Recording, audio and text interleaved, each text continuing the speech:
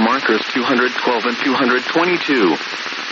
For your protection, move to an interior room on the lowest floor of a building. A tornado watch remains in effect until 10 p.m. Central Standard Time for northeastern and east central Oklahoma.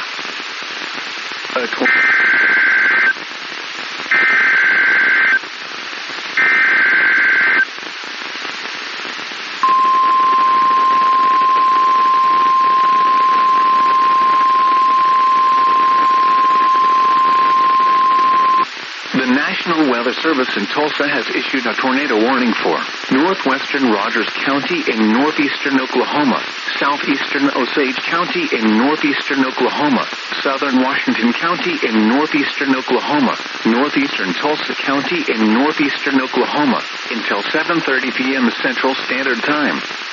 At 6:34 p.m. Central Standard Time, a confirmed tornado was located over Turley, moving northeast at 30 miles per hour.